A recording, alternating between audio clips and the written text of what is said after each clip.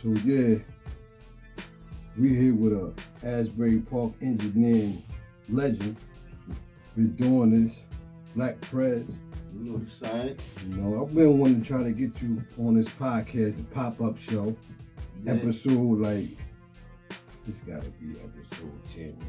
Damn, you know what I mean? Y'all on the road. You know, we do a lot of shit, man. So we you know what I mean? We do a lot of shit, so we ain't got 1,000 shows and shit like that. Mm-hmm. But every interview is gonna be authentic. You know what I mean? I try to get brothers, you know, underground brothers from all venues, you know what I mean? But tell me, first of all, where'd you get the name Blac Prez? Because anybody know hip hop is another Blac Prez, right? Yeah, it's a couple now. I'm talking about the original, you know, that's the like ones in the industry. In the industry, like what would we say? And let me cut you off. And if so, did they inspire you? Did they inspire you for the name? Nope, they damn sure did. Okay. They damn sure did. And we talking about Dead Prez. I had to sit here and think about it. Right, guys? Dead Prez. Oh, yeah, okay. Dead Prez. They spell it the same way, P-R-E-Z? I think they do. I think they do. Okay. You know what I mean? But everybody used to say it again, like Dead Prez. They're like, nah, man. We saying Black Presidents. My brother, he said the whole name. My youngest brother, he made it up, Young Prez. Okay. And he the first one that came up with that name altogether. We had different names in the beginning. I was even with a group, we called it 7 Presidents. But 7 Presidents? that was before Blac Prez. Okay. We changed it to Black Presidents. Yeah. Young Prez came up with that. Yeah. I gotta give him the credit for that. You know? Feel me? But, you know, in the beginning it was just me, Young Prez, and Ja Beats.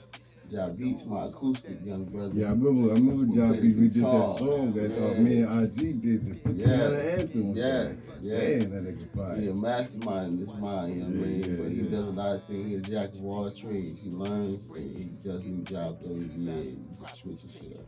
Okay. But, you know, now it's expanding. We got a large family now. I mean, I'm more than maybe 26, 27 artists deep. You know what I mean? Some of them have passed away. God rest their soul. You know what I'm saying? Some of the young ones, some of the old. You know, but the loyalty's still here, the love's still here. We still play all of each other's stuff and we try to support each other as much as we can. You know? But as long as we got that vibe, we're going to keep striving and keep moving forward. You feel me? That's right. Your favorite artist, the top 3? Top 3. Top 3 is absolutely Nas, Tupac, and then KRS-One. So in an order, how you put them in that order like that? Or? I will put them in that order, just like that. Okay. I got 2 more I'll put on there. I carry around the top 5 on top of the dome, but you know, you said top 3, I give you top 3. Who was your first rap you ever wrote? Do you remember? If so, let us hear it. I do that to everybody. I do that to everybody, bro. Yo, I remember my shit. What year was it? What year was it? 1997. 97. All right. That's like what? That ain't Capone Road. That ain't CNN age. Nah, I was listening to Daz Effects at this time. 97? Yeah, man. Yes, I was. I was listening to Daz Effects. We had a record store in Asbury called Black Music World, LAS Music Sound over there on Madison. So you listened to Onyx? Yes, Onyx was one of my favorite ones. All right, let me hear this. Let me hear this. Yes, I said, I'm in the hood good, where I've been my whole life. Know the dealers, know the fiends, know the cold life. Where the good die young, get your facts right. Patty had a fatty, went in her past life. I was young as hell. I was talking shit about shit I seen outside, you know. But you know, more or less me. I was in the beats and shit. I used to listen to everybody's styles and versatility, and it gave me a lot of inspiration. Because, you know, my dad had me reading books and music composition. I was in advanced jazz band in school every year. I mean, only the first 3 years in school I wasn't in the jazz band. I was in the band every year. Now, is your whole family, because I know some people, whole family in tune with music. Yeah, more or less. My family is almost like Jackson 5 thing because we sung together almost every morning. Most people already know all this cool shit. But we sang together almost every morning. My dad had a piano. He's just pianist, so he'd play in the morning before he go to work and shit. And he'd come downstairs, and he had songs like Yeah, so I'll be waking up in the morning, and he'll be downstairs playing the piano, and he'll sing a song like this. Like, now faith is the substance of things hoped for, and the evidence of things that we cannot see. Yeah. It's difficult for some to believe. He made that song? Though? Yeah, he wrote these songs. And I used to sit here and we're going to put that him. in the hook, though. Boy, yes, sir. Nah, I don't feel shit like that, man. This man, hey, he inspired us. He inspired 4 of us. I got 3 other siblings. In the state of hip-hop right now, as far as it seems like younger artists, new artists, old artists, is dying like that. Like. Yeah. Absolutely. What do you think it comes from, like they say, the culture, living that way of life, bringing that energy upon yourself, being in the streets at the same time? The words you say, you think they got to do with their deaths, or you think it's the industry that's like they said, the Illuminati killing people and sacrificing their artists? You think it's that, or what do you think? I think it's a little bit of all of the above. I think, and to me personally, I put 100% of fault for all the faults that I have on myself. I think personal responsibility is the strongest building block, the strongest stone we got. Now, saying that, I can deal with the rest of what you were asking, because everything, yes, is built on culture, but culture has a foundation, and it's knowledge, wisdom, understanding, or to some, man, woman, and child, which would mean to me, like I teach my son right now, he just turned 18, that the first and most important thing he has to do, you feel me, is get a whole education for whatever he desires to do, whatever he's looking for to conquer, or whatever goals he wants to acquire. He got to get the knowledge base he needs to acquire it. I told him after that he needs to find the best and most perfect woman in his eyes for him. And I said, and he needs to make a promise and commitment to this person so they can ride with him for 30, 40 years. You feel me? And then after that, I told him to make some babies. Everything else is going to come to him naturally, just like the trees grow and sprout their leaves naturally. I don't need to tell him what to do.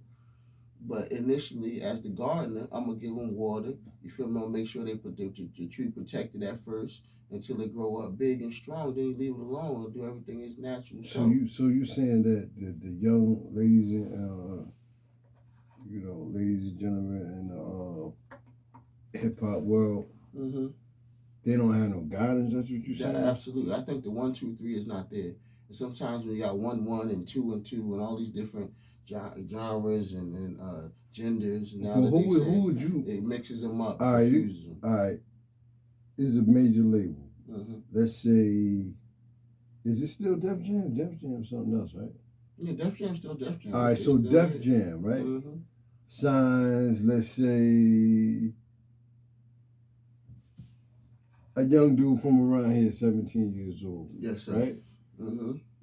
Coming from this environment, he doesn't stop living how he living. He just got money. All right. Something happened to him. Should have been the label that tell him, listen, you want to mess up something you got, a good chance you got, you shouldn't be running like this. You know what I mean? Or is it up to the people around him to guide him to do the right thing? And to be honest with you, if I be raw truth, honest with y'all, I said it before, personal responsibility is everything to me. If a person don't seek the wisdom that he need, then to me, he choosing to learn through experience. You feel me? Which I don't put no negative, shit towards either. You feel me? Some people can learn the best through experience or the hard way, like my dad would say. You feel me? But then again, there's others that seek knowledge in a book, on the computer, wherever, and they learn that way and then outwit a lot of things going on in their life and they find it best for themselves. There's nothing wrong with that either. You feel what I'm saying? So I say it's up to the depth in them, the passion they have to do what they're doing to the best of their ability. You feel me? If they want to be effective, they're going to go hard and learn. You feel me? Yeah, I do, my brother. What you think about, first of all, my bad, I meant to ask you this. We got merch, y'all. Yes, sir. You see You see the logo right there? We got merch, y'all. Lake Ave Inc. merch. You know the shit. Prezzi got his own hat, you know what I mean? You know, Lake Ave apparel, you know how we do. Prezzi got the with the lime green shit. Yes, sir. You know with that green. Yeah. Yes, put that logo. Put the logo. Show them the logo. Let's turn it around again. On the side. Yeah, man. Y'all see that thing? Yeah. You know the shit. You know what I mean? Best album ever made to you.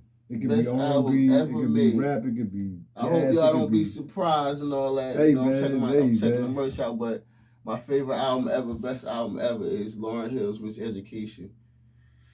You know? Okay. That was the best album that I ever heard in my life. It had all the real original hip hop lyrics. It had a production that was all original, you know what I mean, from the heart, that was put together symphonically correct. What was your favorite joint on there? Shit. My favorite joint on that album? Whoa. Everything is everything, just to tell the truth. Everything is everything. Because to me, she was speaking to the young, I was a little young at that time, like my teens. So they were speaking to young men and young women at the same time. And even though it was a message that was serious, it had that hip hop vibe, that spirit that had you still dancing, had you moving, had you feeling like it could be put into the party mix. Yeah. And that's what we are, you know, in Jersey looking for that. We like to dance, we like to feel good. But I'm about to admit, she's from Jersey too. Yes. Where she was from? Yeah, from North, really. North. Ivy Hill. Okay. Right up there now, they got a project building that they call what do they call this thing now? They got a new name for it. The United Nations, because there's so many different communities that live in this one project, with Africans, Haitians, all the different Russians and shit. You go in this building, man, it's nothing but love. They tell us that everybody's so racist, but on the level that we on, nobody got a problem. Only in America, man. Only in America it's like that, you know what I mean? Because everywhere else you go, it's only they people everywhere. It's easy for them to get along, you know what I mean? It's only one people there. You know, we was peaceful here. We let everybody come and live around us. We ain't had no problem with that. Do you, in hip hop, you got this, you know, you come from the 90s, early 2000, early 2000 era. Do you think the music changed drastically, or do you feel that people just can't keep up with the time? Pick one. Pick one? Yeah. Music changed drastically. Okay. It changed. It was a point where it changed. And to me, if they ask me, I know the song where it changed. No. You gonna say Biggie I know and the Bone song Thugs? when it changed. You gonna say Biggie and Bone Thugs, ain't you? Nah, I'm not. Bone Thugs, man. No, it changed it, but these are the breaks. When he told us that these are the breaks, hip hop had broken into two parts. This lesson came from KRS-One, God. He told me these that are at the this breaks. point. Listen, that came from KRS-One. They didn't come from KRS-One. It wasn't from KRS-One. No, at this point. Watch this. At this point where this song was made, some niggas went to commercial, like on the Def Jam thing, where they mixed in rock and hip hop and all that. Like, what's the group name? All right.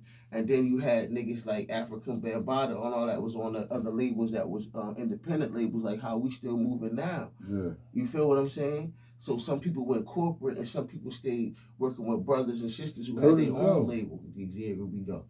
When that song was made, look at what that year that was. And what happened at that year was some people went to that corporate and some people stayed independent. And so the trend was us watching on the media where they said the revolution will never be televised. It showed us the corporate. Boom. 42 years ago. There we go. That's when the change happened, 1980, y'all. Me and Lake Ave Reefy just said it live right now. But check it out and study what happened right there.